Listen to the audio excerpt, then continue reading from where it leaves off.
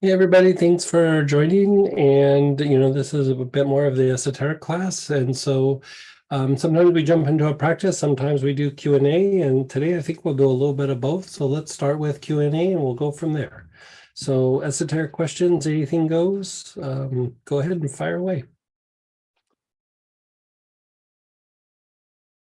Hi, Greg. It's Christy. Hey. I was going through some of the oldest Stara videos. Am I allowed to ask questions about that? Sure. Okay, so Reverend Anthony made a statement about, sorry, it's pranic killing too. He made a statement about Master Choa would say there are certain areas that you have to be careful about infusing with the light because it could cause issues. He didn't go into great detail. Yeah, probably the big one is the eyes. Like you have to be careful with Oh, the no, eyes. like areas of the world, like All not. areas of the world. Um,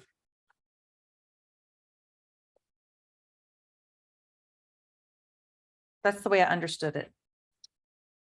yeah.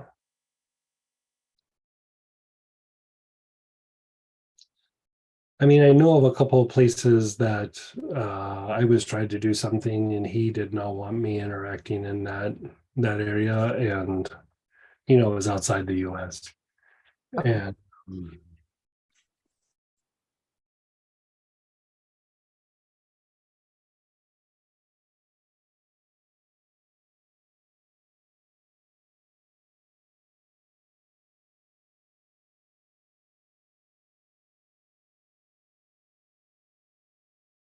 yeah, let me think on that one.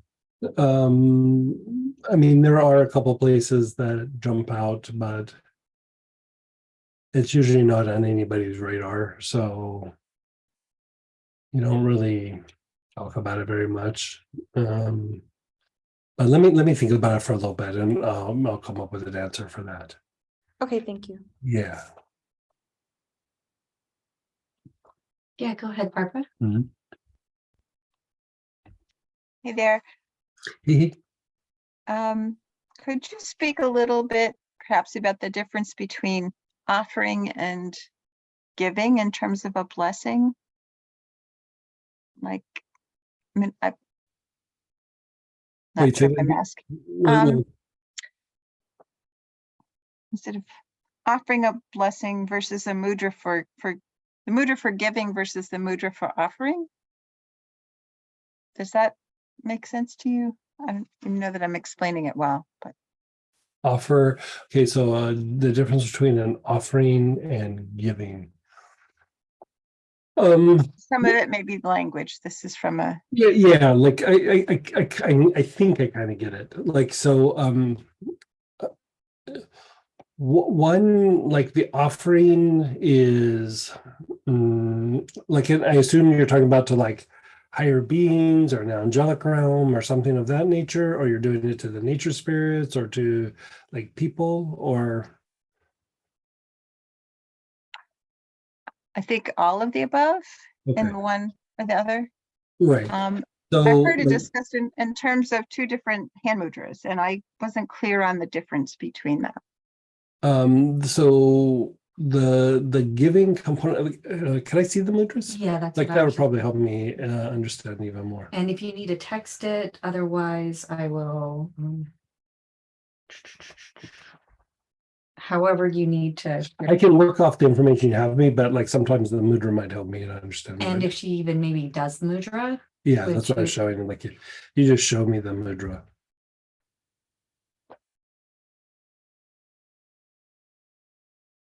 So the way it was described to me is the giving mudra is the hand, I think probably at the navel minor, but sloped slightly down, versus the offering was kind of what I think of, not exactly like blessing, but more like the blessing mudra. And I don't know what to do with that sort of giving mudra. I just didn't know if that meant I don't understand the difference, and I can ask the other teacher. I just didn't know if you could speak to it. Yeah, let me see. Like, do you have pictures though? Like do you or could you just show me with your like hands? video and video Yeah. handed? I can try.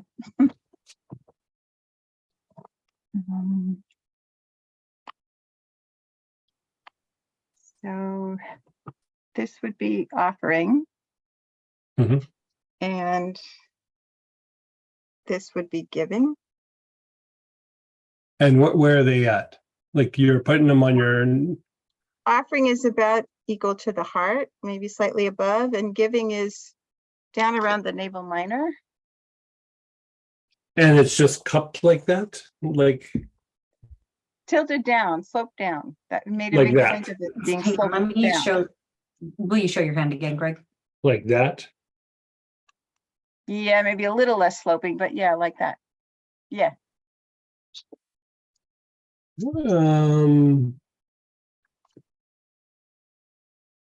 And so the one that's with the hand up, that is what they're calling. offering, but the hand, unlike blessing, the palm was facing you as opposed to facing out. Do you see what he's doing? Like it's like this. Yeah, like that.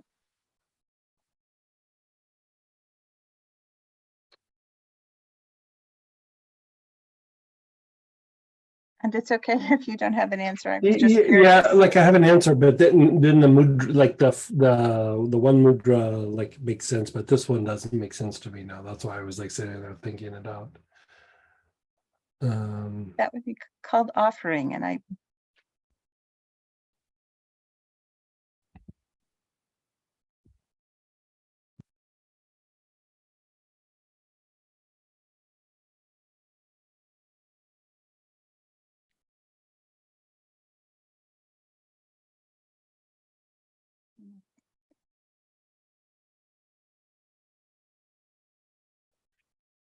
Yeah, I'm not sure. I mean, they would be guesses on my part. that's fine. Yeah. The second one makes a little bit more sense, but that one, I'd have to play with it. Let me play with them both, and then I'll get back to you. Okay. But we'll do it like that. Yeah. Thank you. Yeah, you're so welcome. Something for Greg to experiment Mhm. on. Very nice. Go ahead, Danelle. Hey, Danelle. Hey, Greg. Hey. I had just, it's kind of like, I guess it's like an angel sort of question. Oh, sure, fire away. So sometimes the angel energy just comes in randomly, not always Yeah. when I'm practicing your protocols. Right. And it was very interesting. I think it was about a week ago, because I've also been studying shamanism too. So I Mhm. was doing a journey, but it was sort of centered around connecting with the element of air. And Okay. I felt a very strong angel energy because it just looks different than other energies Yeah, do. I agree. And feels Yeah. it's Yeah. like vibrating. It's very overwhelming. Yeah. Yeah. And I guess I was just wondering if that's common. And then Yeah. So actually, that's kind of the goal. Is like when you start doing the practice of third J and working with the angelic realm, is you're cultivating the angelic energies to be able to come through the physical form. It does affect your physiology somewhat and emotions and mind. At first, it just comes in like little poofs where it's just like and then it's gone, okay. and then at some point it starts to really kind of flow through, and it gets to the point to where you almost don't need to invoke it anymore. You just kind of are in a situation that is like affiliated with that particular angel, and it starts using the body as like a vessel. Okay. And so like an angelic energy can come through, and you might not be invoking or doing ceremony, but there might be something going on in the situation where you're just acting as an instrument to help like physicalize that angelic energy into the situation, to the earth, to the people around you, whatever it might be. And so that can start happening more and more as time goes by. Yeah. Okay. Yeah. And then I mean, that's kind of that is one of the goals of Thurgy, like is for that to happen. And can you sort of discern like which ones, Archangel Michael and Because sometimes it's not like they announce, hey, this is Archangel, Michael now Yeah, coming in. sometimes you can kind of tell, like, because of the situation. Okay. A lot of times it might not be an archangel right off the bat. It's like the other angels, because it's like the archangel is the big boss, and then there's the other ones that kind of do stuff. And so a lot of times Okay. you might be doing something with one of the posse, so to speak. It might be Michael's posse rather than Michael himself. And Yeah. and so I'd say, like, when the archangel energies come through, it puts you in a very deep, kind of almost like meditative state. Like it really can shift you. And so you're usually aware when that archangel kind of thing is coming through. But even just low, like regular angelic energies coming through is kind of intense. Mhm. And there's a whole other thing that we really don't talk about too much. I don't know why, but there's just also beings of light, and there's healing ministers that don't have a body, but they're for healing certain kinds of situations. And so the goal is, when you're doing these practices, that in different situations you're constantly attracting those kinds of energies to come in wherever you're at, be it that it's an archangel, an angel, a being of light, a minister, a healing minister. You're just trying to act as a vessel, and you're not even like trying to be the one that's like, oh, I'm going to invoke this angel or that angel. It's just like, I'm going to hold the phone and just make the call, and whoever comes. Like, that's kind of the goal. And even if you're being super conductive to just one particular angel, it opens the door for other ones to be able to come through. So, like, even if the focus has just been Michael, doesn't mean that it's always Michael coming through. It could be any number of things that come through. And so yeah, that's good for you. Good having those experiences. Yeah, it's very Were you interesting. doing See, something in particular, or just like well, it happened, or it was a very brief shamanic journey where we were just Mhm. focusing on the element of air.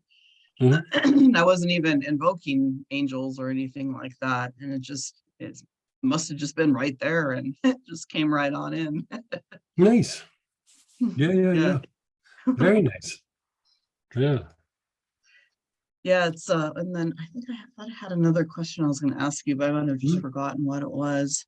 Well, the other question is just I recently ordered birch oil, and I was Mhm. just wondering, I know it's good for the joints and that type of thing, but do you use it at all for spiritual or energetic work? Yeah, it's actually very cleansing to the Ming Men, and it can help with expansion of awareness and consciousness. It's very good for cleaning up the body, helping to prepare for like greater experiences. And so very cleansing to like the Ming Men and the kidney area. And so, I mean, you could sit and inhale it and just inhale it by itself, or inhale it with your awareness on your low back area, and it would Yeah. be very, very cleansing. And if you think about the Ming Men, like the Ming Men is tied to, transmuting lower, grosser energies and shooting them up, and moving it to the back heart and to the crown. But also it's for like breaking up negative situations that you might be in. And so um like like say you're in a job where there's like a weird dynamic going on or something like that. Part of, like, as you go through and you interact, and the energy body's in like a relatively good state, part of what tries to establish order in that situation, like say in the workplace, like say you have a couple of coworkers that are just being weird, right? Or your boss is being weird, something like that. Part of how you, we have our thoughts, we have our emotions, we have our behaviors, but our energy body is also trying to resolve the situation. And part of how it does it is the Ming Men tries to break up the negative situation to establish order in that situation. So the thing with the Ming Men is always about establishing order both internally and externally, right? And so the birch can be one of the things that you could use to help stimulate that process. Okay, cool. Mhm. Sounds like it has a lot of great uses. Mhm. Thank you. Mhm. Thank you. You're so welcome. And then go ahead, Barbara. Hey, Barbara. Hello again. This may be somewhat similar to the last question, but Mhm. what happens when I open my mouth to speak a specific mantra and a different one comes out? What's going on energetically? So you like say you're sitting down to do Om Mani Padme Hum and like the Yatri comes out instead. Something like that, yes. I would say the soul or the Buddha nature is overriding the mind and the emotions. Yeah. Okay, so lean into whatever. I would especially, I mean, like here's the thing for me, like sometimes like there's a couple mantras that I do a lot, and so sometimes am I like, like you turn down the road that you always go down and you end up driving to like your office instead of going to the grocery store because it's just a routine that you have, right? Like so I always look at like, is that just what's happening? Is it a mantra that I just fell into because I'm so used to doing the repetition? Right. But I rotate mantras so much that that's a hard one to have happen, but it can happen. And so the thing is like, your mind and your emotions think like, yeah, this is what I'm going to do. I'm going to do this and that. And then you sit down and something comes in and it's like, yeah, no, we're going to do this. And, I usually go with that for a while. And then like, sometimes you can kind of feel like, okay, that for whatever reason that feels done. I can go back to the other one, or I'm supposed to really work this one. And so I kind of lean into it when it happens. Okay. Yeah. It actually, the last weekend when we were doing the spleen class, I started to do that with the holy name. Yeah. Like I Yes. started going into a different holy name, and I was like, wait, this isn't my personal practice. This is a class, but I was starting to go down this other avenue, and I was like, I kind of caught myself. You noticed that too? Yeah. Yes. And I might have even said it a couple of times. Did I? Yeah. I caught it once. Yeah. Yeah. And time and a place. I just did it later. But when you get into that conductive state, it's almost like a form of transmission, where something starts to come in where like, yeah, this is what you're supposed to be doing. And so yeah, I always see it as a good thing. Like yeah. Okay. I mean, it caught me off guard the first few times, and now I just kind of Yeah, go with I would it. lean into it. I would totally lean into it. Like For a long time, I had this one, I'd lay down at night in bed, and this one would just spontaneously arise. mhm. And then it played out after a few months, and then a different one arose. And they just kind of appear sometimes. Yeah, and that's the thing with like angels or mantras or something like it's there to help shift something or support something or draw something in, and we don't always have the eyes to see what it is. And so especially when we're talking in these realms, so like if I'm not sure, I'm just like I'm just gonna go with it. And a lot of times I don't even know why. Like, you know, sometimes afterwards I can go, oh yeah, I think it was kind of about this. Sometimes not even that. Like I just go, you know, probably above my pay grade why I needed to be doing that, but you know, it is what it is. And um, there was this one time where I got really bent on doing this mantra, and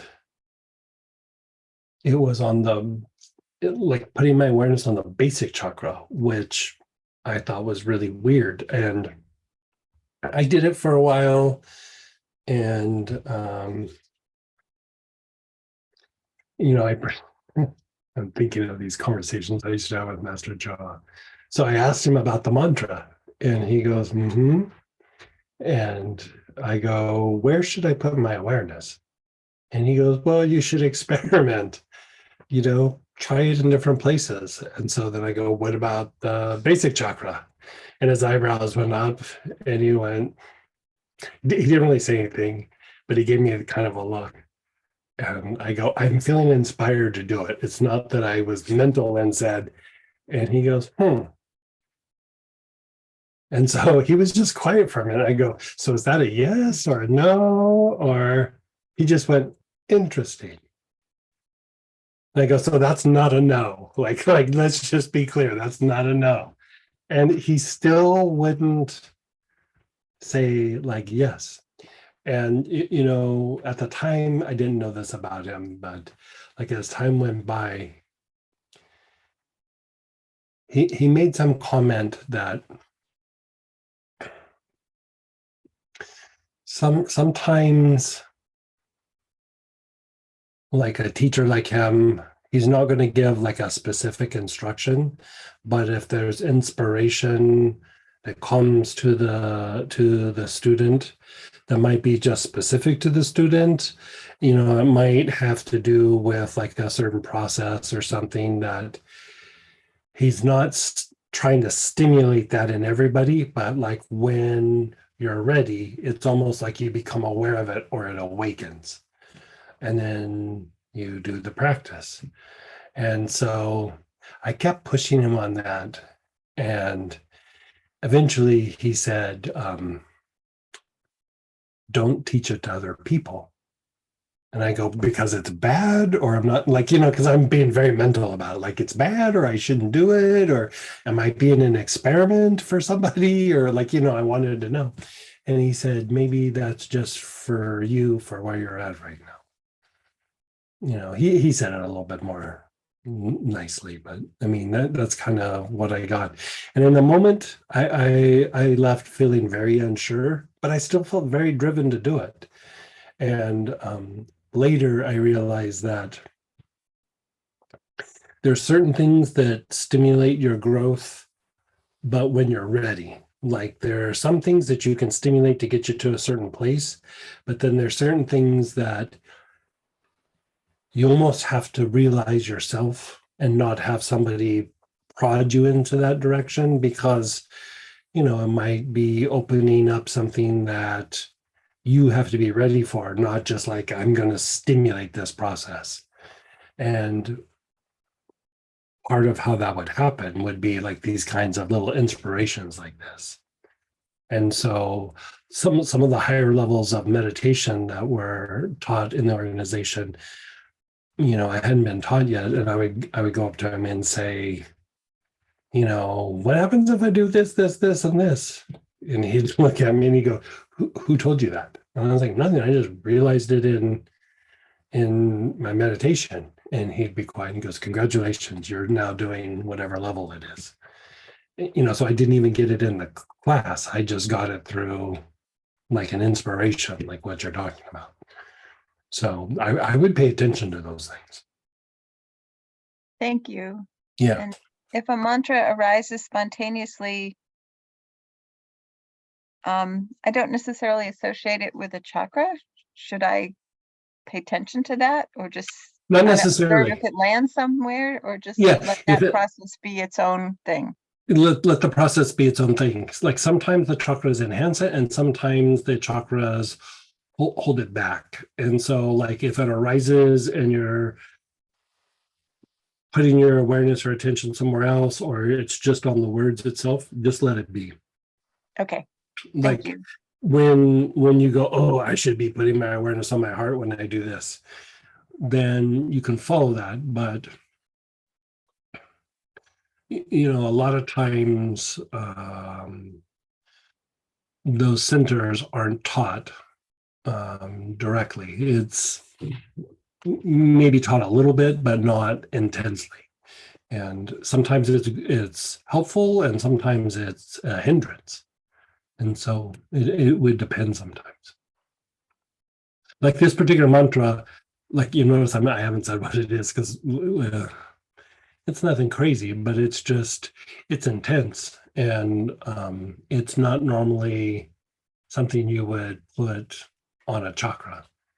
And all of a sudden, I just got it in my head. This is what I'm supposed to be doing, and it was what it was. Yeah. And apparently, looking back, it's because my basic chakra needed a whole bunch of cleaning. So, anyway.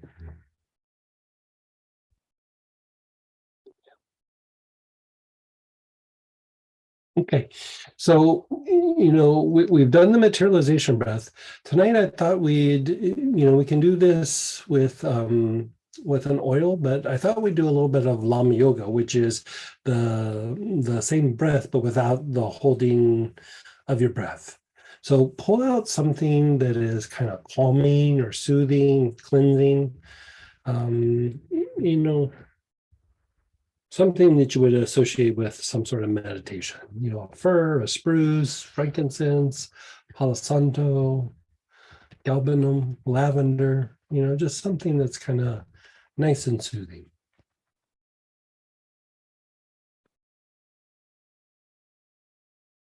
Can it be a blend? Yeah, sure.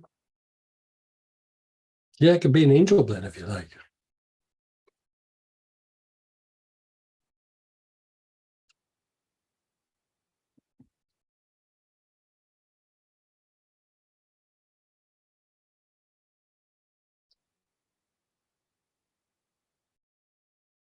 Okay, so first thing I'm going to have you do is just close your eyes, be still, just be aware of your body.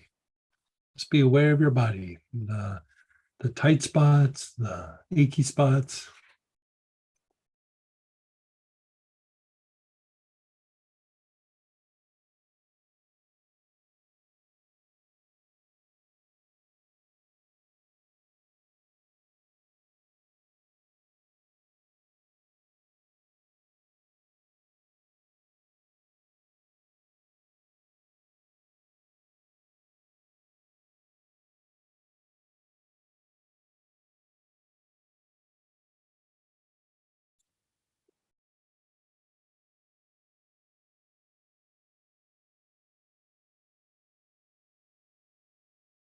Now, just inhale the oil, whatever oil you're using, inhale it, you know, several times.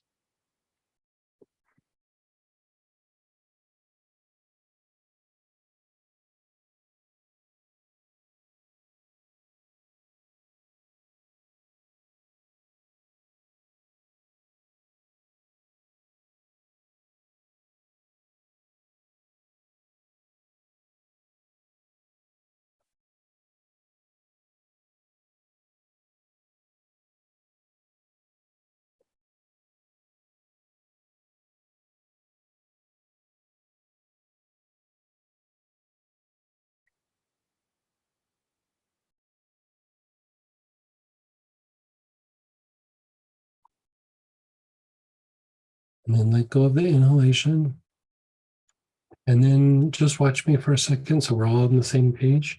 So similar to the materialization breath, but the difference being you're going to inhale on the way up and then exhale through your mouth on the way down.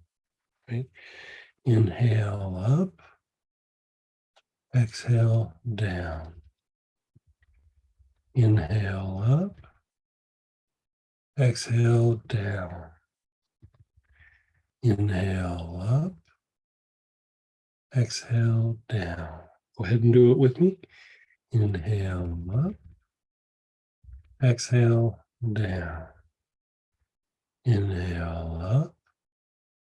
Exhale down. Inhale up. Exhale down.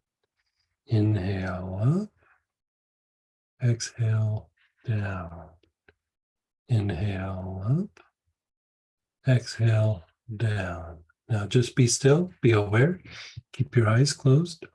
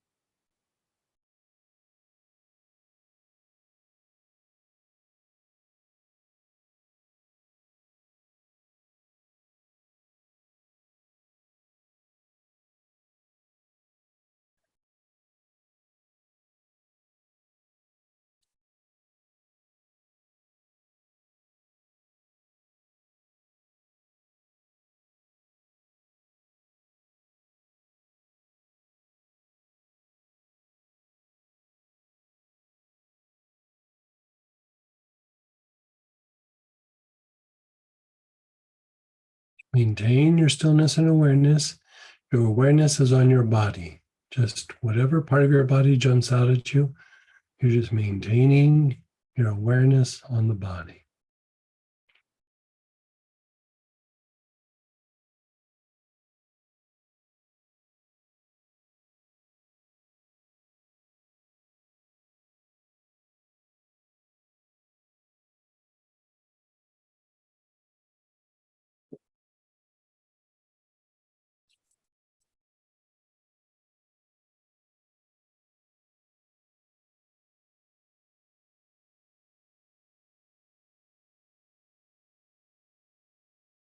Begin inhaling the oil. Your awareness is still on the body. Inhale with your awareness on that part of your body.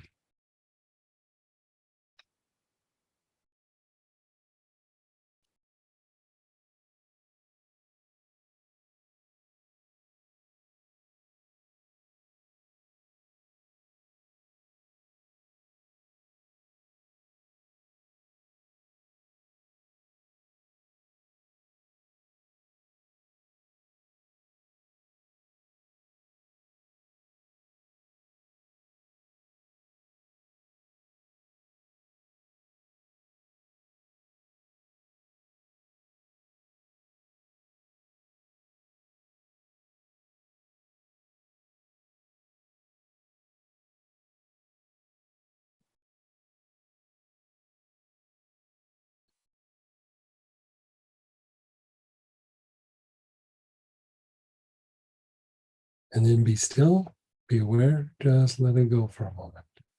Keep your eyes closed. Keep your awareness on the body. Whatever part jumps out at you.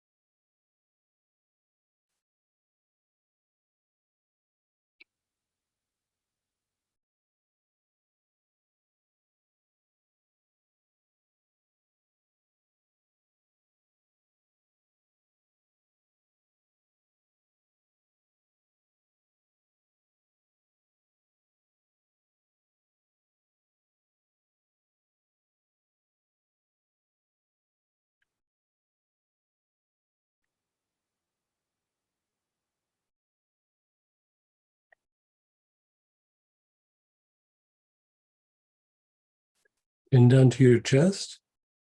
Inhale up. Exhale down. Inhale up. Exhale down. Inhale up. exhale down, inhale up, exhale down, inhale up, exhale down, inhale up, exhale down, inhale up, exhale down, inhale up, exhale down, inhale up, exhale down, inhale up, exhale down, inhale up, exhale down, inhale up, exhale down, inhale up, exhale down. Just be still.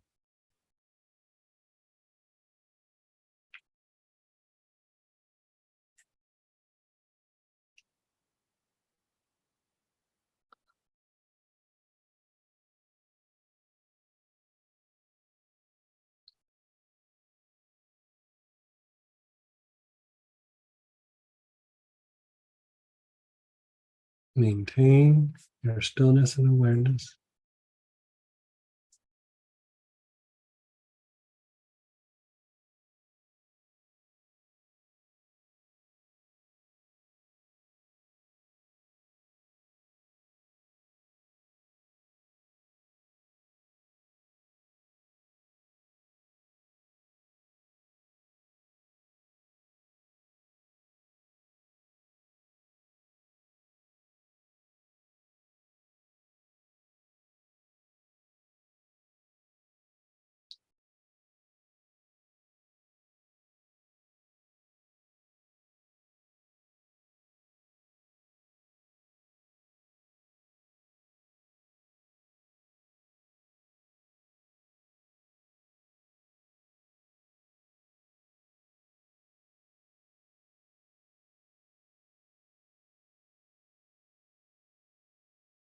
Your awareness is on the body.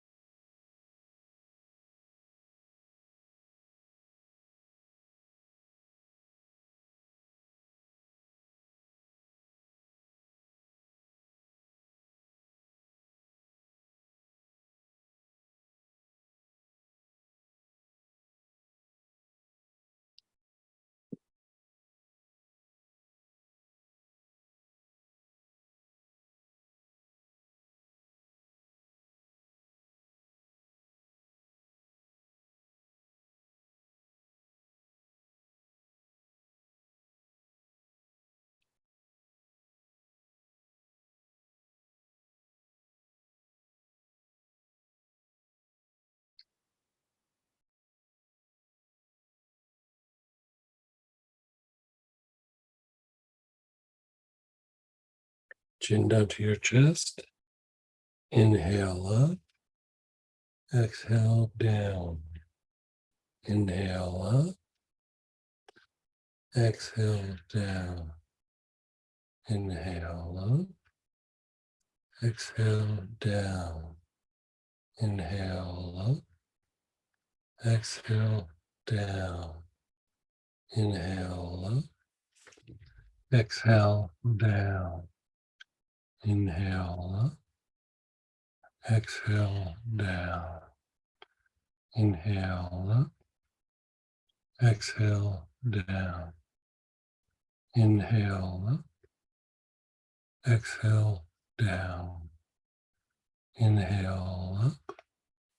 Exhale down. Inhale up. Exhale down. Just be still, be aware.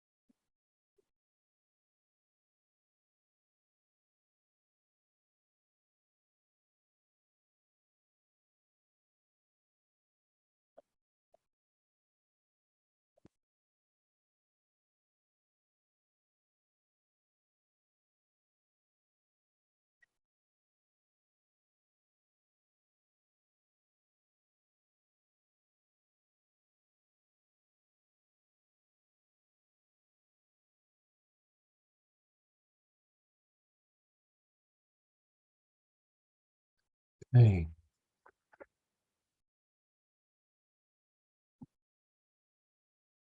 Go ahead and have you gently move around. We're going to go over to the blessing the prayer petitions for Star. If you feel like joining us, please do. And if not, maybe we see you tomorrow night for the Sandophon study group or on the weekend for the Phoenix class. So we'll be in person in Louisville. So, okay, you guys, take care.